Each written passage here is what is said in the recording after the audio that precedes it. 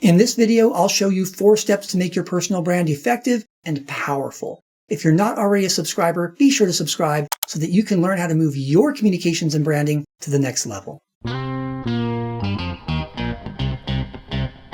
You work a lot on your personal and/or professional branding. At least I hope you do. But all that work does you little or no good if your brand isn't effective. Unfortunately, most people trudge along with their brand development efforts without a clear idea of whether those efforts are truly effective in building the brand that will help them achieve their career and life goals. Here are 4 steps that will help you to assess your brand building effectiveness as well as adjust your brand building activities to align them with developing a brand that will bring you to where you want to be in your life and career. Step number 1, determine why you want to build your brand. I meet people all the time who are busy building their personal or professional brands, but when I ask why they're doing this, they stumble on their responses because they have not thought through the why behind their efforts. Your brand building should be connected with clear goals that are focused on what you want your brand to do for you as you build it. Do you want to land a particular type of job or position? Do you want to work for a particular company? Do you want to get investors or sell your services or get speaking gigs?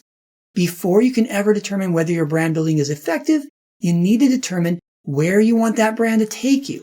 Not having a why is like going on a trip and wondering if you're making progress to your destination, but you never had a clear destination in mind from the beginning. Here's a tip.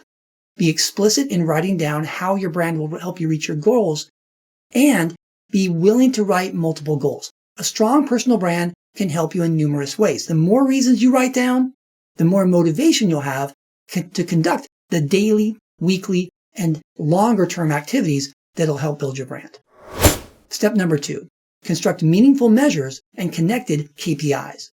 Once you've determined your brand-related goals, it's time to construct measures of effectiveness so you'll know if you're making progress. If you're trying to land a job at a particular company, maybe some of your measures will be related to how many people you've been able to meet and get to know at that company. If you're trying to build a reputation as a dynamic speaker, you may want to keep track of the number of speaking engagements, how many people that you've spoken to, and the sentiments of those people who heard you speak. Construct overall measures as well as key performance indicators, KPIs, which should relate to the larger goals and larger measures and which potentially can be measured with greater frequency. For example, these might involve audience building on social media platforms, which later could translate into building a name for yourself as a speaker or an employee or an entrepreneur. Here's a tip.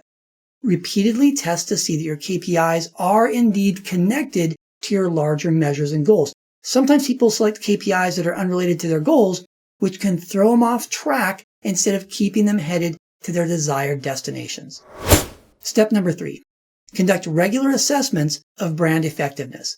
In order to stay on track, conduct periodic assessments using the measures and KPIs that you've constructed. Depending on your goals and your measures and your KPIs, you may want to assess some of these on a monthly, a weekly, or even a daily basis. Track them so that you can see your progress, but don't get more caught up in the measuring than in the brand building activities. The tip for this step, watch for and expect plateaus in your progress. If the plateau continues for what you consider to be a significant time, say a few weeks or a month, then change up something in your brand building activities so that you can start making progress again. Step number 4, revise your brand building activities as needed. Knowing whether or not you're effective is almost meaningless if you don't do something about it. As you measure your progress, contemplate what you did or didn't do when you reached new milestones or got stuck on plateaus or even regressed according to your metrics. Repeat and increase effective efforts and scale back ineffective ones. And here's a tip for this step. Be prepared to attribute failures to yourself and wins to external circumstances. Most people blame external circumstances for all their failures and think that every win is due to their own fantastic efforts. While it's true that your wins will many times be due to your own work, sometimes you just get lucky. It's important to know this so that you can build true assessments of your activities and not be fooled by the occasional lucky break. Follow these steps, and you'll be well on your way to building a brand and knowing the effectiveness of your efforts. If you have other brand building tips that have worked for you or that you've seen work for others, leave them in the comments below.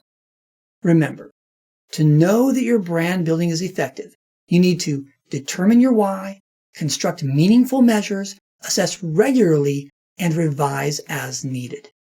I'm Anthony Miyazaki, and this has been the Marketing Minute.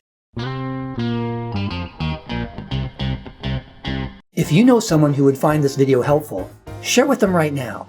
Also, be sure to subscribe so you don't miss future videos that will help you become more effective with your communications, branding, social media, digital marketing, and whatever else comes our way.